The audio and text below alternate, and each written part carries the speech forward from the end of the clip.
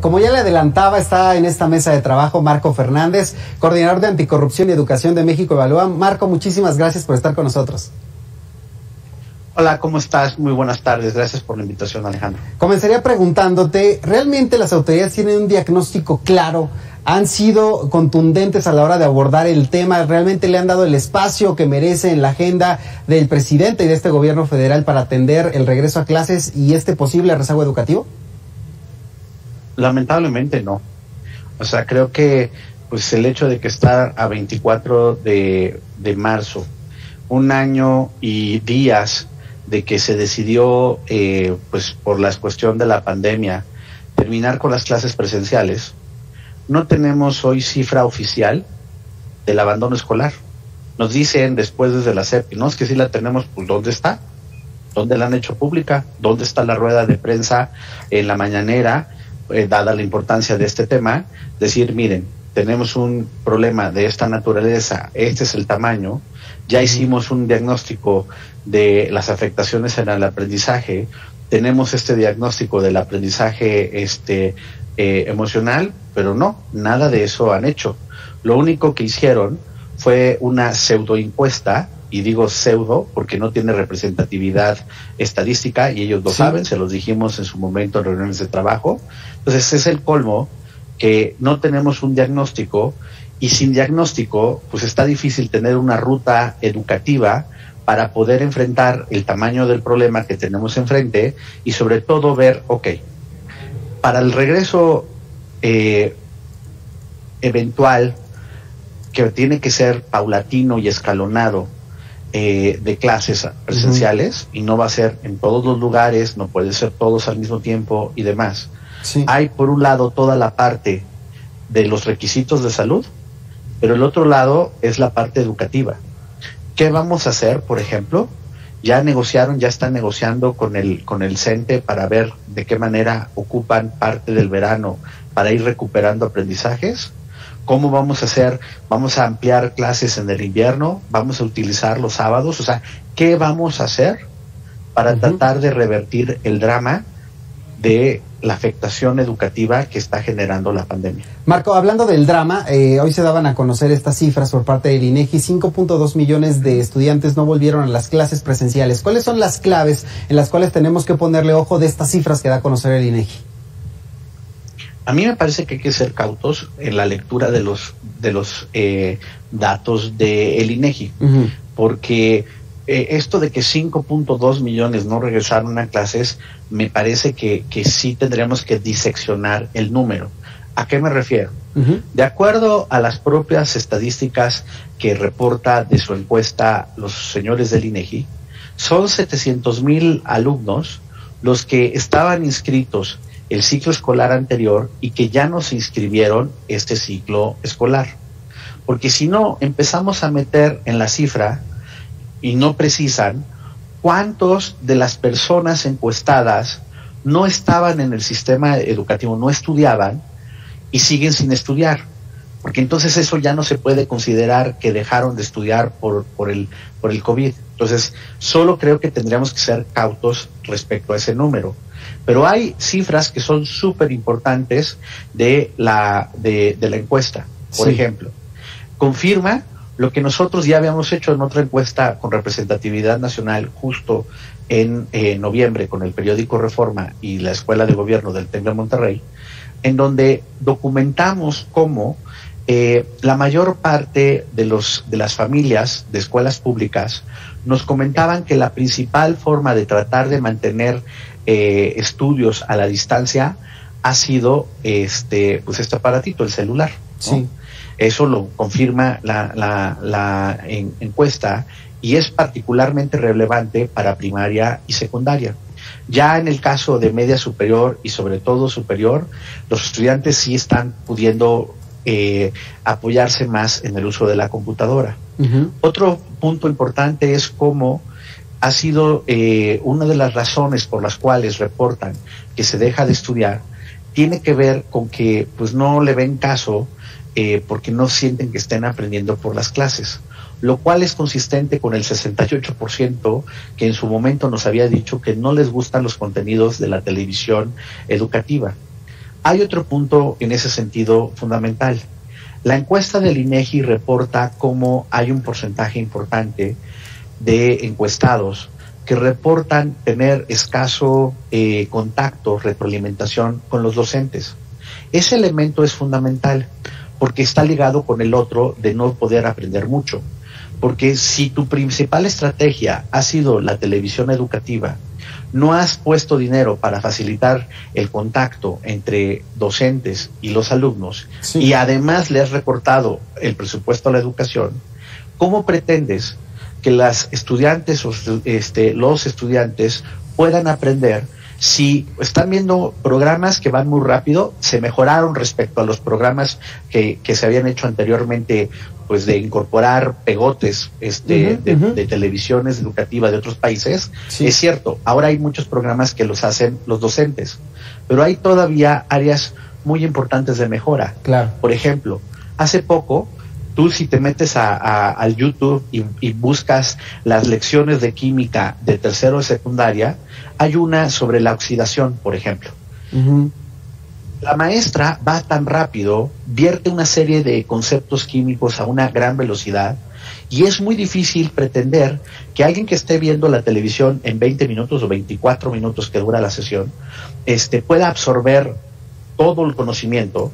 No tiene, pues obviamente no hay forma de preguntarle a quién, y es lo que retrata la encuesta del INEGI cuando claro, nos dicen un número importante que no tienen la retroalimentación y por lo tanto piensan que las clases a la distancia no les están sirviendo para aprender. Marco, se daban a conocer estos resultados de la reunión entre las autoridades federales y las autoridades de Campeche sobre un eventual posible regreso a clases. Hablaban por la mañana de que Campeche puede ser la guía, este programa piloto para el regreso en algunas otras entidades. Yo te preguntaría, con las múltiples realidades que tiene el sistema educativo en México, ¿Campeche puede ser un programa piloto eficaz? Pues mira, o sea, yo creo que es el primer paso que se tiene que tomar. Vamos a ver cómo se hace la operación de esta parte escalonada. Es correcto, yo coincido con la propuesta de ir empezando con las comunidades rurales, después con las comunidades de menor densidad poblacional y finalmente con el resto de las escuelas. Eso me parece sensato. Dicen que están conscientes de que tienen que hacer una evaluación diagnóstica para precisamente ver cómo van a tratar de compensar aprendizajes.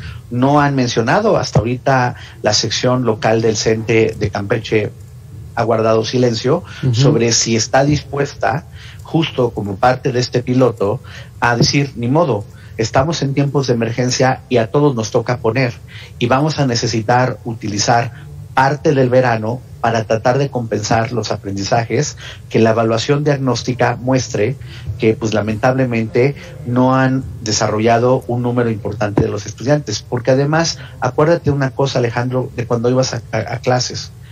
No todos aprendemos a la misma velocidad.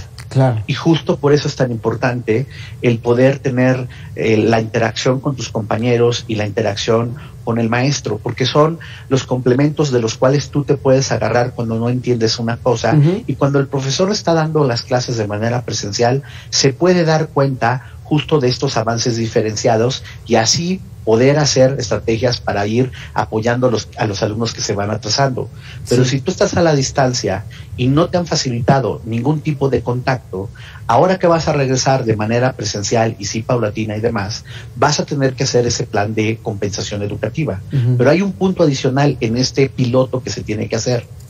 Como se tiene que apostar correctamente por medidas de sanidad a un modelo escalonado, eso implica híbrido, es decir, para los papás y mamás que nos están escuchando, si por ejemplo en el aula de sus hijos van 35 chiquitos o 35 jóvenes, pues no pueden ir todos al mismo tiempo por las distancias que se tiene que mantener, claro, el uso obligatorio de cubrebocas y demás. Okay.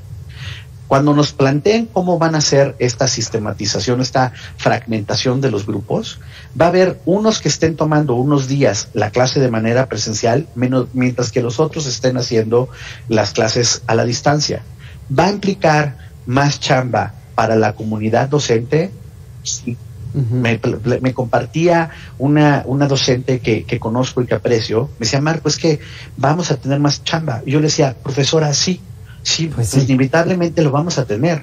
Pero pues, ¿qué hacemos? O dejamos que la comunidad de nuestros estudiantes siga perdiendo los conocimientos, a ver cuándo vamos a tener alguna oportunidad para poder que ellos aprendan de manera adecuada, pues eso me parece que no podría ser viable, ¿verdad? Entonces, eso implica, en ese sentido, como parte del piloto, ver de qué manera vamos a realizar esta parte de modelo híbrido y la ruta de aprendizajes para ir compensando lo no adquirido, lo no aprendido, tanto en el ciclo escolar anterior como en el actual.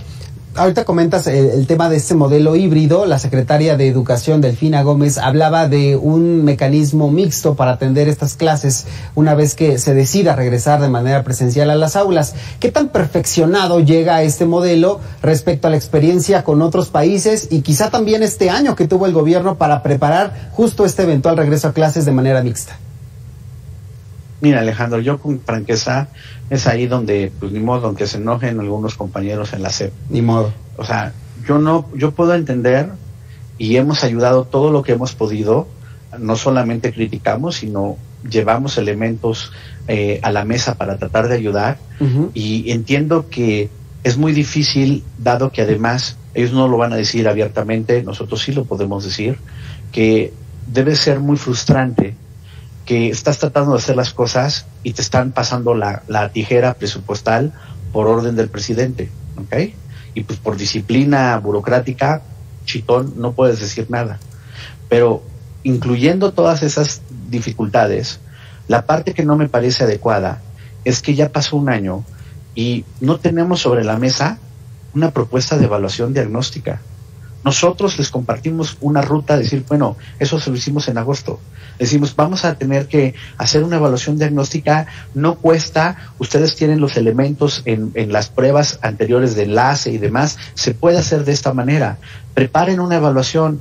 Se decidió que esa evaluación se iba a hacer hasta que regresemos de clases presenciales. Uy. Y nosotros hemos insistido eso, pues no, pues porque hay una posibilidad muy alta que todo el ciclo escolar 2021 nos lo vamos a echar a la distancia. Y entonces, ¿qué? ¿Vamos a navegar a ciegas sobre no saber lo que realmente que estén aprendiendo los chicos? Porque aquí hay dos problemas, Alejandro. No tenemos cifras confiables de cuántos chicos, o no las han hecho públicas, de cuántos chicos no han tenido contacto con sus docentes. Tenemos aproximados, por ejemplo, que revela la encuesta del INEGI, pero la SEP, decir, este es un ejercicio oficial, no estas cosas, chafas, por decirlo amablemente, que pusieron de esta encuesta en el internet y a ver, contesta la comunidad, pues es entender, eso no es entender que hay una persona, un grupo importante de personas que no puede conectarse en el internet precisamente. Claro. Entonces tú no puedes pensar que así vas a coleccionar, vas a poder recuperar información. Entonces, si tú no tienes esa parte, ¿cómo es posible que no tengas sobre la mesa una evaluación diagnóstica? Ojo, ¿no iba a ser perfecta? Pues no, porque no estás teniendo contacto con un número importante de chicos. Pero de algún lado tienes que empezar. Pero pasan los meses y con franqueza seguimos a ciegas sobre el tema. Y esa es la parte que me parece ya así como de una desesperación, porque esta generación está en peligro y pareciera que se echan la bola. Los anuncios presidenciales suenan bien bonitos. No, yo sí creo que entonces podemos pero ya pasó le voy a decir los maestros, a ver, ¿le importa la educación al señor presidente?